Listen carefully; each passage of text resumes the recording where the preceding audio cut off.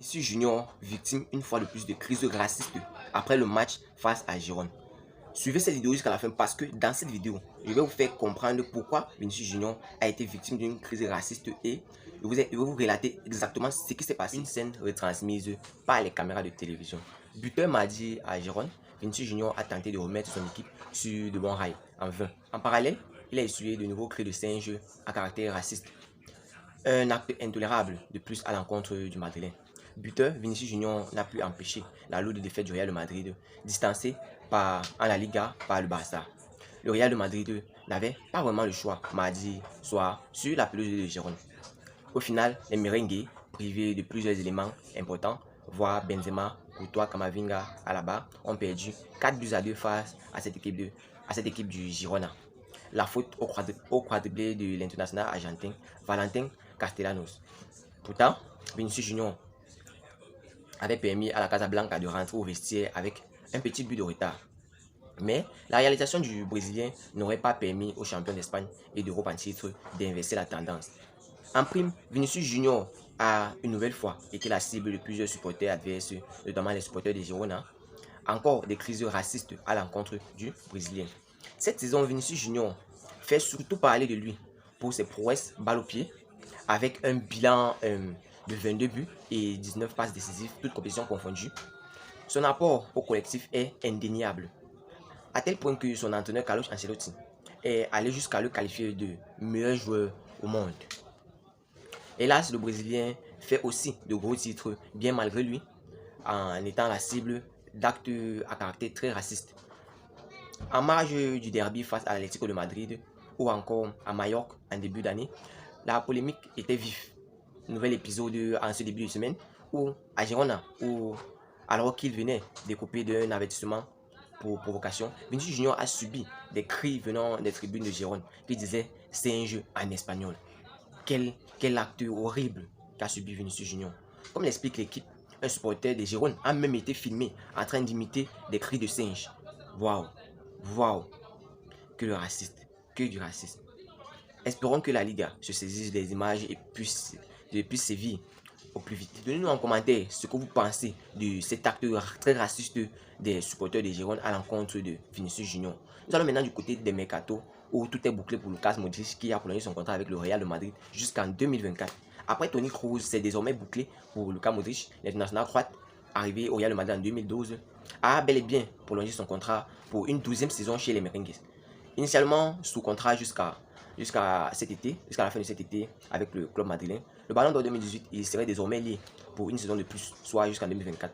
L'AS indique ce jeudi que le génie de Zadar, sa ville natale en Croatie, s'est en fait entretenu avec Florentino Pérez pour lui exprimer son souhait de poursuivre son aventure chez le champion du monde d'Europe. L'objectif de Modric serait d'atteindre le cap des 500 matchs disputés sous la tenue du Madrid où il en compte actuellement 480 et de quitter le club sur la plus belle des notes. Malgré les avances d'écuries saoudiennes désireuses d'attirer Lucas Modric cet été, le joueur de 37 ans a souhaité privilégier l'aspect sportif, lui qui se sent encore en forme et protagoniste du projet de Carlo Ancelotti. Nous allons maintenant parler de Marco Asensio et de Mariano Diaz qui ont tranché pour leur avenir.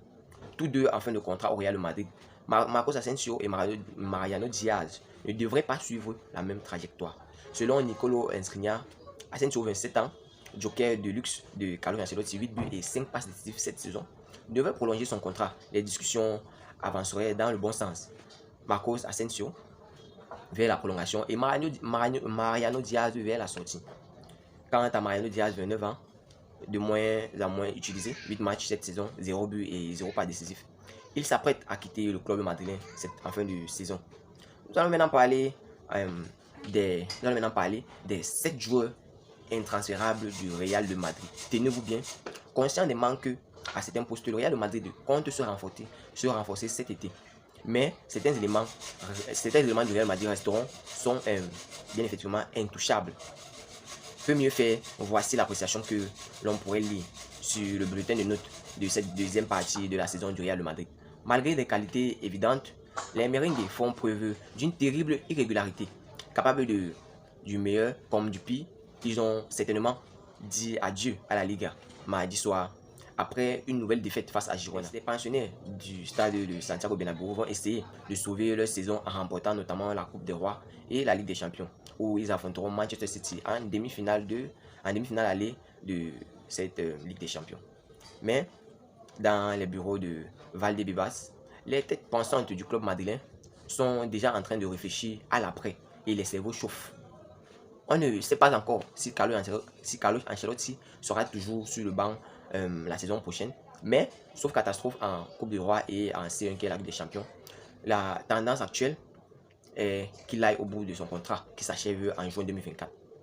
En ce qui concerne les joueurs, les champions d'Espagne et d'Europe 2022 ont les idées claires concernant plusieurs éléments de l'effectif actuel. En effet, Defensa Central, la presse espagnole, dévoile ce jeudi que Florentino Pérez et ses équipes ont divisé l'équipe en trois groupes. Une liste de 7 avec une surprise. Il y a tout d'abord ce que le club madrilène aimerait voir s'en aller à l'image de Jesus Valero, Alvaro Odriozola et Eden Hazard que le club madrilène veut voir s'en aller cet été. On ne compte pas les joueurs en fin de contrat comme Dani Ceballos, Mariano Diaz, dont le sort n'est pas encore fixé. Ensuite, ce que le club juge important mais qu'il ne retiendra pas en cas de bonne offre ou si le joueur souhaite aller voir ailleurs, notamment Toni Kroos, Luka Modric, qu'on a vu qui ont prolongé leur contrat, Karim Benzema, Antonio Rudiger, Nacho et Dani Carvajal font partie de ce groupe. Enfin, il y a ce que Florentino Pérez estime comme intouchable et qui n'accepte aucune offre sur ces joueurs-là. Il a d'ailleurs fait savoir à Ancelotti. Ils sont donc 7 à avoir ce statut particulier, puisque le Real de Madrid ne veut pas les vendre, sur le court, moyen ou long terme. On retrouve ainsi sans grande surprise Thibaut Courtois, Eder Militao, le défenseur du Real de Madrid, et Federico Valverde, Rodrigo et notamment notre chouchouato Vinicius Junior, amené à être le patron de cette équipe du Real de Madrid. Les portes sont aussi fermées à triple tour pour les polyvalents et les talentueux Eduardo Camavinga, qui a su mettre tout le monde est d'accord et tout le monde a sa place pour sa place incontestée. Enfin, le plus surprenant, la surprise du jour, on retrouve aussi Aurélien Tchouaméni. Titulaire au départ, le Français a été moins performant et a perdu sa place de titulaire dans cette équipe du Real de Madrid.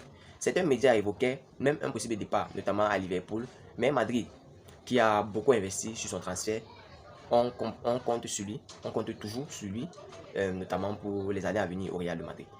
Les tauliers comme Modric, Benzema et Kroos, qui devraient prolonger, ne seront pas retenus coûte que coûte en cas de bonne offre à ce club du Real de Madrid. Madrid a tranché. Grosse bonne nouvelle pour Karim Benzema. Carlo Ancelotti a reçu une super bonne nouvelle venant de Karim Benzema. Après la défaite face à Girona, Benzema de retour. Il reste encore 2 matchs de championnat ainsi que la finale de la Coupe du Roi à jouer. Samedi, la Maison Blanche accueille Almeria dans un match qui ressemble à une ultime chance de revenir sur les Blaugranas du Barça, qui compte 11 points d'avance sur le Real de Madrid. Pour cette affiche, Carlos Ancelotti devrait cette fois pouvoir compter sur son capitaine Karim Benzema, comme le dévoile Sergio Quirante, journaliste de Dance. Le 9, dont le numéro 9 de ce Real de Madrid, avait été laissé au repos face à Girona et fera donc son grand retour dans le groupe pour le match du week-end. Une bonne nouvelle pour les merengues qui pourront à nouveau compter et s'appuyer sur leur meilleur buteur.